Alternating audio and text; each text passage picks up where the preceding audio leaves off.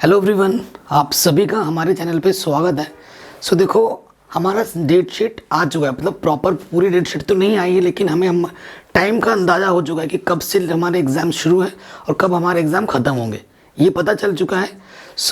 अभी मैं उस पर एक प्रॉपर टाइम टेबल की वीडियो लाऊंगा, उसको ज़रूर देखना, वो आपके लिए बहुत हेल्प करेगी।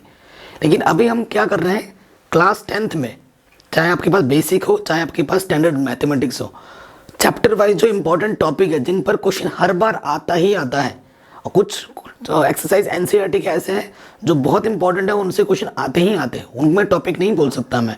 ठीक है, तो चीज़ों को हम डिस्कस करेंगे। उस वीडियो को शुरू से लेकर एंड तक देखना, तभी आपको समझ में आएगा। डिस्क्रिप्शन में मैंने इंपॉर्टेंट वीडियोज़ के लिंक दे रखे हैं, उनको भी देखो। प्ले स्टोर पर हमारी ऐप आ चुकी है मैथमेटिक्स एनालिसिस से, उसको भी डाउनलोड जरूर करना और अच्छी रेटिंग देना 5। ठीक है, तो चलिए शुरू करते हैं। टॉपिक क्या लिया है मैंने, CBSE class 10th most important topic chapter wise. ठीक है, अकॉर्डिंग टू रिड्यूस सिलेबस। ये भी बहुत ज़रूरी है कि मैंने जो भी चीज़ें सेट की हैं वो रिड्यूस सिलेबस के अकॉर्डिंग है। ठीक है, सो आपको बहुत फायदे देगी। तो देखो, अगर मैं बात करूं यहाँ पर, पहला जो टॉपिक है जिससे क्वेश्चन आएगा ही आएगा, 100% आएगा, फुल गारंटी है, यूक्लिड्स डिवीजन एल्गोरिथम। और मैं अब यहाँ पर क्वेश्चन की बात नहीं करूँगा, टॉपिक की बात कर रहा हूँ मैं। इस पे आपको 2 नंबर के लिए निकालने भी आ सकता है, सिर्फ 3 नंबर निकालने वाले प्रॉब्लम भी आ सकते हैं। तो उस हिसाब से आप प्रिपेयर होके जाना। अगर आप हमारे साथ जुड़े हुए हो तो आपको पता होगा किस टाइप के क्वेश्चन आते हैं। नेक्स्ट जो टॉपिक है इंपॉर्टेंट, 1 मार्क्स में आ सकता है, प्राइम फैक्टराइजेशन मेथड से एचसीएफ एलसीएम निकालना, प्राइम फैक्टराइजेशन मेथड की मदद से। फिर ये वाला जो टॉपिक है, prove that root prime number, कोई भी एक प्राइम नंबर के ऊपर रूट होगा उसे इरेशनल प्रूफ करने के लिए 100% क्वेश्चन आता है, 100%। ठीक है, ये जो पहला टॉपिक है और ये तीसरा टॉपिक है ना, वो हर साल आता है। ठीक है, इस पे क्वेश्चन 100% आएगा। और नेक्स्ट जो टॉपिक है 1 मार्क्स में आएगा। ठीक है, ये चैप्टर बहुत इंपॉर्टेंट है और ईजी है, अगर अच्छे से पढ़ोगे ना तो बहुत ईजी चैप्टर है। हर चैप्टर ही, वैसे देखा जाए तो सारा चैप्टर ही ईजी है अगर ढंग से पढ़ाई कर रहे हो तो। क्या टर्मिनेटिंग एंड नॉन टर्मिनेटिंग, कि कितने प्लेस के बाद टर्मिनेटिंग होता है, कितने प्लेस के बाद नॉन टर्मिनेटिंग होता है ना, डेसिमल एक्सपेंशन कैसा होगा, इस टाइप के प्रॉब्लम पूछे जाते हैं।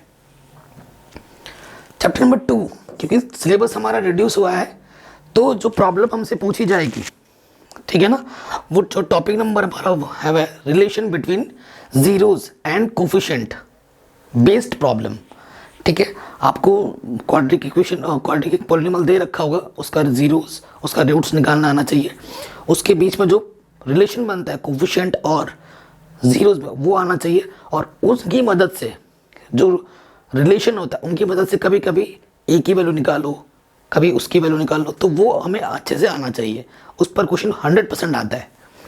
उसके बाद क्या है, क्वाड्रेटिक पॉलिनॉमियल को कैसे बनाया जाता है। अगर आपके पास समेशन ऑफ रूट्स है और प्रोडक्ट ऑफ रूट्स गिवन है तो क्वाड्रेटिक इक्वेशन बनाने के लिए पूछा जाता है, 1 मार्क्स में 100% आएगा। और उसके बाद अगर बात करें क्यूबिक पॉलिनॉमियल, क्यूबिक पॉलिनॉमियल से जो क्वेश्चन आएगा ना वो रिलेशन बेस्ड क्वेश्चन आएगा। ठीक है, जीरो और कोफिशिएंट पर 100%। स्टैंडर्ड वालों के लिए तो ज़्यादा इंपॉर्टेंट है ये टॉपिक, क्यूबिक पॉलिनॉमियल वाला। ठीक है, ये भी हो जाएगा। चैप्टर नंबर जो 3 है वो हमारा है pair of linear equation in 2 variables. इसमें तो देखो सबसे पहली मेन चीज़ है, आपको आपके सिलेबस का अंदाज़ा होना चाहिए। ठीक है, तो ही कुछ एक्स्ट्रा पढ़ के कोई फ़ायदा है नहीं। ठीक है, पहली चीज़ आपको ग्राफ खींचना आना चाहिए, ग्राफ से रिलेटेड प्रॉब्लम आएगा। उसके बाद जो 3 कंडीशन है, कब ये इंटरसेक्ट करता है, कब आपका पैरेलल होता है, कब आपका कोइंसिडेंट होता है, इन 3 केस पर एक क्वेश्चन डेफिनेटली आएगा। वो छोटे नंबर में भी आएगा और बड़े नंबर में भी आएगा, यानी कि 2-3 मार्क्स में भी आ सकता है कि आएगा डेफिनेटली, और एक 1 मार्क्स में क्वेश्चन इसी टॉपिक से पूछा जाएगा 100%। तो उसको अच्छे से प्रिपेयर करना।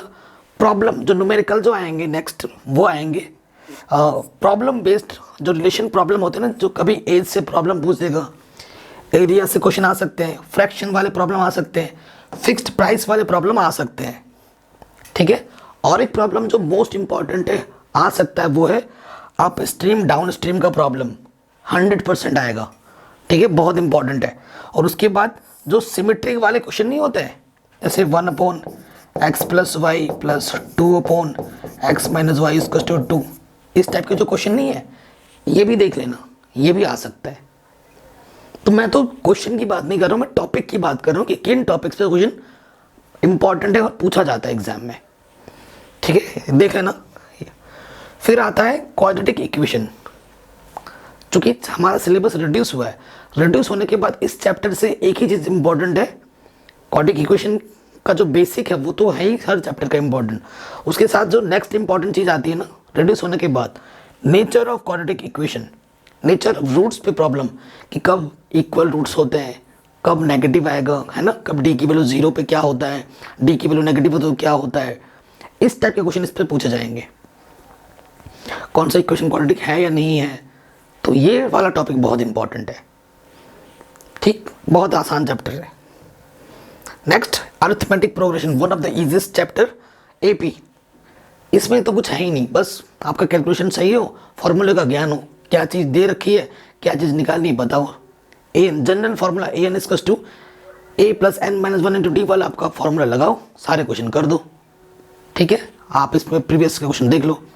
एशन वाले में क्या है, ये भी उसी टाइप के प्रॉब्लम ही आएंगे, एशन में भी समेशन ऑफ सीरीज में, बस जो डेली बेस्ड जो डेली लाइफ के जो क्वेश्चन है ना वो नहीं आएंगे, सीबीएसई ने बोला इस पर वो नहीं पूछा जाएगा।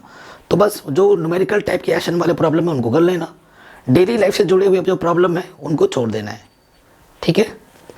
नेक्स्ट बहुत इंपॉर्टेंट चैप्टर है ट्राइंगल्स। ट्राइंगल्स में जो है आपका है थ्योरम 6.1, 6.2 और 6.8 मोस्ट इंपॉर्टेंट है। स्टेटमेंट के साथ साथ प्रूफ आएगा, इनमें से एक प्रूफ आ सकता है, या तो प्रूफ आएगा या इसके क्वेश्चन आएंगे, वो तो पक्का है ही है। लेकिन आपको इस चैप्टर को ढंग से करने के लिए सारे थ्योरम की स्टेटमेंट अच्छे से पता होनी चाहिए कि इस स्टेटमेंट का ये मतलब होता है, इसका ये यूज़ है, ठीक है, ये अच्छे से आना चाहिए। और प्रूफ की बात अगर करें तो 6.1, 6.2, 6.8 मोस्ट इंपॉर्टेंट है, प्रूफ की करस्पॉन्डिंग कर बात कर रहा हूँ मैं तो। उसके बाद एनसीईआरटी के जितनी भी एग्जाम्पल्स हैं, जितनी भी एग्जाम्पल्स हैं सारे के सारे इंपॉर्टेंट है। उसके बाद 6.1 जो आपका एक्सरसाइज है, क्योंकि जो ट्राइंगल्स है ना बच्चे बहुत डरते हैं, मैं तो कहता हूँ अदर चीज़ें पढ़ने की ज़रूरत नहीं है, एनसीईआरटी के ट्राइंगल्स को अगर ढंग से कर लेते हो, अगर आपको थ्योरम का अच्छा खासा नॉलेज है तो क्वेश्चन कहीं से भी आए आप बना सकते हो, ठीक है। मेन हमारा जो मुद्दा है वो बात है थ्योरम, हमें सारे थ्योरम के मतलब अच्छे से आने चाहिए, उसका एप्लीकेशन अच्छे से पता होना चाहिए, तभी हम इस चैप्टर के क्वेश्चन को कर पाएंगे। अदरवाइज हमें क्वेश्चन को रटना पड़ेगा कि भैया ये आया ऐसे ऐसे ही करना है, तो रट के क्या करोगे, एक क्वेश्चन रटोगे तो क्या पता दूसरा आ जाए, फिर क्या करोगे। तो रटने पे कभी मैं नहीं जाना चाहिए, ठीक है। उसके बाद जो रेशियो बेस्ड प्रॉब्लम होता है ना कि दो ट्राइंगल अगर सिमिलर है तो उनका रेशियो ये इक्वल होगा, फिर सी ए स्क्वायर इक्वल टू कभी सी ए इंटू सी डी होता है, इस टाइप की प्रॉब्लम। एक्सरसाइज 6.3 और 6.5 मोस्ट इंपॉर्टेंट है। 6.5 एनसीईआरटी के लास्ट के क्वेश्चंस और 6.3 के पूरा बहुत इंपॉर्टेंट है। 6.4 भी इजी है तो वो हो जाता है, लेकिन 6.3 और 6.5 को आपको ज़्यादा डीपली देखना है, इन दोनों एक्सरसाइज से ज़्यादा क्वेश्चन पूछे जाते हैं। फिलहाल आपको इसी एनसीईआरटी पे ही ज़्यादा फोकस करना है, ठीक है। आगे बात करते हैं कोऑर्डिनेट ज्योमेट्री। इस चैप्टर में क्या है, टॉपिक जो है distance between 2 points, section formula, ठीक है, कोलिनियर, इससे रिलेटेड प्रॉब्लम पूछे जाते हैं कि अगर इक्वल डिस्टेंस पे होगा तो क्या होगा, ठीक है ना, सेक्शन फॉर्मूला, ठीक है, एक्स एक्सिस पे है, वाई एक्सिस पे है तो क्या होगा, इस टाइप के क्वेश्चन करने हैं। 7.3 एक्सरसाइज सिलेबस से हट गया है, तो अगर आप 7.1 और 7.2 को पूरा कर लेते हो ढंग से तो आपको कोई प्रॉब्लम होनी नहीं चाहिए, चाहे आपका क्वेश्चन बाहर से है कहीं से भी आए, एनसीईआरटी के यही एक्सरसाइज कर लोगे तो पूरा सब सही हो जाएगा। तो ये पूरा करना एक्सरसाइज 7.1, 7.2 और ऑप्शनल जो एक्सरसाइज है क्वेश्चन नंबर 1 और क्वेश्चन नंबर 3, मतलब क्वेश्चन नंबर 1 2 3 इसको कर लेना, ज़्यादा करने की ज़रूरत नहीं है, तो आप आराम से अच्छा स्कोर कर लोगे। बहुत ईजी चैप्टर है ये, बहुत ही ज़्यादा। ट्रिग्नोमेट्री, ट्रिग्नोमेट्री इस चैप्टर से वैसे तो बहुत कम नंबर का पूछा जाएगा इस बार। ट्रिग्नोमेट्री से बच्चे बहुत डरते हैं, और मैंने ट्रिग्नोमेट्री ऐसे पढ़ाया ना आपको तोते की तरह समझ में आएगा, सब कुछ बोलने लगोगे। कैसे, ये मेरी सबसे पॉपुलर वीडियो है ट्रिग्नोमेट्री मेरे, ठीक है। सो अगर मेरी वीडियोस आप देखते हो सो आप ट्रिग्नोमेट्री में कोई झंझट नहीं होगा। कहीं से भी क्वेश्चन दे दे, आरडी से दे, आरएस से दे, कहीं से भी दे, आप हर क्वेश्चन को बनाओगे आराम से। सो एक्सरसाइज 8.3 वैसे सिलेबस में नहीं है, सीबीएसई बोल रहा है, बट मैं कहूँगा एक बार कर लेना। बहुत छोटा सा एक्सरसाइज है, क्या पता आ जाए, क्या पता आ जाए, क्योंकि भरोसा नहीं है, मेरे को लग रहा है ऐसा कि आ सकता है। तो ठीक है, 8.3 का जो क्वेश्चन नंबर एनसीईआरटी का 3 है ना, उसको एक बार देख लेना, उस तरह के क्वेश्चन क्या पता आ जाए 3, 4। ठीक, तो एक्सरसाइज 8.1, 8.2 और 8.4 के जो 10 प्रॉब्लम है प्रूफ करने वाले, बेसिक्स अगर आपको अच्छे से आ गए ना तो आप सारे चीज़ें अच्छे से कर पाओगे। मेन चीज़ होती है बेसिक्स। ट्रिग्नोमेट्री का जिसको बेसिक एक बार समझ में आ गया, उसे कहीं से भी कोई क्वेश्चन दे दो, वो स्टूडेंट आराम से उस क्वेश्चन को टैकल करेगा, आराम से कर देगा हंसते हंसते। अगर आप समझोगे नहीं तो आप सीधा रटने में चले जाओगे, ठीक है, और फिर आप करोगे बड़ा बहुत हार्ड है ट्रिग्नोमेट्री, ऐसे सोचोगे। नेक्स्ट आता है हाइट एंड डिस्टेंस, ये chapter. So height and distance का कॉन्सेप्ट क्या है कि एक चीज़ आपको गिवन होगी, एक चीज़ आपको निकालनी होगी, इसी कॉन्सेप्ट पे हम चलते हैं। ठीक, और इसी कॉन्सेप्ट पे एक्सरसाइज 9.1 है। बट मैं बोलूँगा जो प्रॉब्लम पूछे जाएंगे ना आपसे, वो या तो एक मीनार होगा, एक बिल्डिंग होगी, ठीक है, या फिर एक एरोप्लेन उड़ रहा होगा नदी के ऊपर से, उसकी छाया नीचे बन रही होगी, ऐसे प्रॉब्लम पूछे जाते हैं जनरली। तो एनसीईआरटी तो करना ही करना।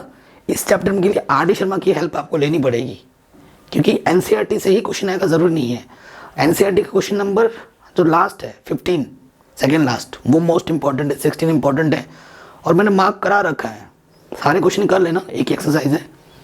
तो बिल्डिंग वाले प्रॉब्लम, ठीक है, मीनार वाले प्रॉब्लम, और एरोप्लेन उड़ रहा है, ठीक है, और टाइम से रिलेटेड प्रॉब्लम, ऐसे क्वेश्चन पूछे जाते हैं एग्जाम में। एक ही चैप्टर है, एक ही एक्सरसाइज है इसमें, तो वो आराम से हो जाएगा। अभी तो मैं टॉपिक डिस्कस कर रहा हूँ, तो इसके बाद में क्वेश्चन भी लेके आऊँगा। नेक्स्ट बात करते हैं सर्कल्स। सर्कल्स में 2 थ्योरम है, 10.1 एंड 10.2। इन 2 थ्योरम से पूरा चैप्टर हो जाता है। अगर 2 थ्योरम आप समझ गए, आप हर एक क्वेश्चन को आराम से करेंगे इजीली। 10.1 जो है वो बेसिक्स है सर्कल्स का, ठीक है, सर्कल चैप्टर का बेसिक्स रिलेटेड 10.1 है, वो तो आराम से हो जाएगा। 10.2 मैं ये नहीं कह रहा हूँ कि आप इधर उधर से चीज़ें पढ़ो, 10.2 को ही अगर आप ढंग से कर लेते हो, ठीक है, एनसीईआरटी एक्सरसाइज को, तो इनफ है, मोर देन इनफ है, ठीक है, बहुत शानदार है। अगर आपको थ्योरम का अच्छा नॉलेज हो जाता है, जो कि बहुत इजी है, एप्लीकेशन लगाने आ रहे हैं आपको, तो आराम से कर पाएंगे आप, ठीक है। सो क्वेश्चन भी मैंने लिख दिया है, और एग्जाम्पल ज़रूर देख लेना, ठीक है, एग्जाम्पल ज़रूर देख लेना। उसके बाद आता है, ये कहाँ चले गए, अच्छा, ये कंस्ट्रक्शन भी यहीं पे आ गया है। देखिए कंस्ट्रक्शन में क्या है ना, कंस्ट्रक्ट करना है आपको। सो रिड्यूस सिलेबस के अकॉर्डिंग अगर बात करें जाए, तो 11.1 में पहला जो क्वेश्चन है, क्वेश्चन नंबर 1, वही आपके सिलेबस में 11.1 का पहला क्वेश्चन आपके सिलेबस में, और कुछ भी सिलेबस में नहीं है, तो बाकी क्वेश्चन तो पढ़ना ही नहीं है। उसके बाद 11.2 की बात करें तो वो पूरा कर लेना, पूरा कर लेना। फिर भी मेरे को इंपॉर्टेंट बताना पड़ेगा, तो क्वेश्चन नंबर 2, 3, 6, 7 इंपॉर्टेंट है। 7 क्वेश्चन है उसमें टोटल, 7 कर लेना, कोई से भी आ सकता है, फिर भी मैंने इंपॉर्टेंट बता दिया है, ठीक है। और उस चैप्टर से भी आप, ठीक है, कितने रेशियो में कौन सा डिवाइड होता है, ऐसे क्वेश्चन पूछे जाते हैं 1 मार्क्स में, तो वो भी देख लेना। अभी सीरीज आएगी इंपॉर्टेंट क्वेश्चन की। एनसीईआरटी तो पढ़ रखा है हमने, एनसीईआरटी के अलावा बहुत इंपॉर्टेंट क्वेश्चन है, वो भी आएगा। नेक्स्ट चैप्टर हमारा है area related to circle, chapter number 12, ठीक है, बहुत ही है।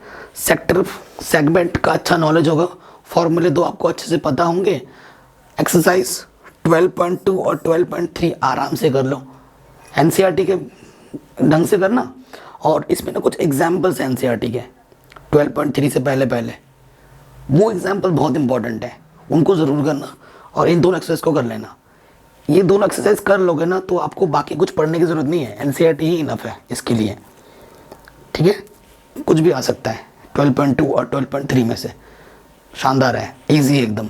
बस पता चल जाए सेक्टर लगाना है या सेगमेंट लगाना है, फॉर्मूला का अच्छा नॉलेज हो, कैलकुलेशन सही होगी तो हो जाएगा। फिर आते हैं सरफेस एरिया एंड वॉल्यूम। आपका फर्स्ट टर्म वाला पोर्शन हट चुका है, 13.4 आपको नहीं करना है, फर्स्ट टर्म वाला नहीं आएगा, सीबीएसई ने रिड्यूस कर दिया है। बाकी जो आपको फॉर्मूला अच्छे से पता होना चाहिए कि कब टोटल सर्विस एरिया लगाना है, कब नॉर्मल वाला लगाना है, कब टीएसए लगाना है, कब सीएसए लगाना है, ये अच्छे से पता होना चाहिए। फॉर्मूला अच्छे से याद हो, कैलकुलेशन ढंग से कर रहे हो आप, ये ज़्यादा ज़रूरी है। और एक्सरसाइज 13.1, 13.2, 13.3 ज़्यादा इंपॉर्टेंट 13.2 और 13.3 है, ठीक है। 2 और 3 ज़्यादा इंपॉर्टेंट है, इनमें कर लेना, ठीक है। एक चीज़ को दूसरी चीज़ में कन्वर्ट कर रहे हैं ना, उससे क्वेश्चन पूछा जाता है, ठीक है। और ये जो चैप्टर है, एक कुआं खोद रहे हो, कुएं के चारों जो मिट्टी निकल रहा है, इस टाइप की प्रॉब्लम ज़्यादा इंपॉर्टेंट है, ठीक है। और एक मोमबत्ती है या कुछ चीज़ है, एक चीज़ को हम दूसरे चीज़ में ट्रांसफॉर्म कर रहे हैं तो वॉल्यूम इक्वल रहता है ना, इस टाइप की प्रॉब्लम ज़्यादा इंपॉर्टेंट है, पूछे जाते हैं इस टाइप के क्वेश्चन, ठीक। आगे बढ़ रहे हैं स्टैटिक्स। स्टैटिक्स में ये 3 टॉपिक हैं, मीन, मीडियन, मोड। 100% आएगा। 3 में से 2 टॉपिक से क्वेश्चन, इन तीनों में से ना 2 टॉपिक एग्जाम में आता है। ज़्यादा प्रोबेबिलिटी बनती है मीडियन और मीन की, मीन थोड़ा कम पूछते हैं। और एक क्वेश्चन 1 मार्क्स में आ सकता है, तीनों में रिलेशन क्या है, मीन, मीडियन, मोड में एक रिलेशन होता है, उस रिलेशन से एक क्वेश्चन बन सकता है 1 मार्क्स में, ठीक है। और उसके साथ साथ इसके जितने भी टाइप की प्रॉब्लम आपको पता है कर लेना रिड्यूस सिलेबस के अकॉर्डिंग, ठीक है। सारा कुछ पढ़ा रखा है मैंने, सारा कुछ। आप चैनल पे बने रहोगे तो आपको पता लगेगा, और डिस्क्रिप्शन में मैं लिंक तो डाल ही रहा हूँ, वहाँ से भी देख लेना। उसके बाद आते हैं प्रोबेबिलिटी। प्रोबेबिलिटी का बेसिक कॉन्सेप्ट अच्छे से पता होना बहुत ज़रूरी है, और वो मैंने पढ़ा रखा है, ठीक है। सभी चैप्टर के लास्ट 10 ईयर के क्वेश्चन भी करा रखे हैं, लिंक्स डाल रहा हूँ मैं सब डिस्क्रिप्शन में, उनको ज़रूर पढ़ना। इसके कॉन्सेप्ट रिलेटेड प्रॉब्लम 1 मार्क्स से पूछे जाते हैं, प्रोबेबिलिटी के कॉन्सेप्ट रिलेटेड डेफिनेटली आएगा। और उसके बाद जो प्रॉब्लम पूछे जाएंगे, ठीक है, वो प्रॉब्लम आएंगे कार्ड्स के, डाइस के और कॉइन के। इन 3 टॉपिक में से 2 टाइप के क्वेश्चन पूछे जाएंगे डेफिनेटली, या तो डाइस आएगा या कॉइन आएगा या कार्ड। सबसे ज़्यादा इंपॉर्टेंट तो कार्ड है, ठीक है। कार्ड्स की प्रॉब्लम बहुत ज़्यादा पूछा जाता है, बहुत ही ज़्यादा। तो ये क्लास 10th का आपका क्या था, टोटल इंपॉर्टेंट टॉपिक थे जिनसे क्वेश्चन बार बार पूछे जाते हैं। आज के इस वीडियो में हमने टॉपिक डिस्कस किया है, आने वाले वीडियोस में हम इंपॉर्टेंट क्वेश्चन डिस्कस करेंगे। और मैं डिज़ाइन कर रहा हूँ chapter wise most repeated question, जिसकी बोर्ड एग्जाम में आने की प्रोबेबिलिटी 99% से भी ज़्यादा है, ठीक है। ये मेरा एक्सपीरियंस बोलता है कि अगर मैं कोई क्वेश्चन कराऊंगा आपको 5, तो उनमें से 3 या तो वही आएंगे या उससे मिलते जुलते आएंगे, मतलब नंबर्स चेंज होंगे, लेकिन क्वेश्चन वही आता है, उस टाइप का आता है। तो ऐसी सीरीज़ में डिज़ाइन कर रहा हूँ, वो चैप्टर वाइज आएगी, और उसके बाद 100 इंपॉर्टेंट क्वेश्चन पूरे सिलेबस में से, वो भी मैं डिज़ाइन कर रहा हूँ, वो भी आपको मिलेगा बहुत जल्द। तो बने रहो, चैनल पर नए हो तो इसे सब्सक्राइब करो, और प्ले स्टोर से एप्लीकेशन को डाउनलोड ज़रूर कर लेना, मैथमेटिक्स एनालिसिस, और 5 स्टार रेटिंग ज़रूर देना। जय हिंद।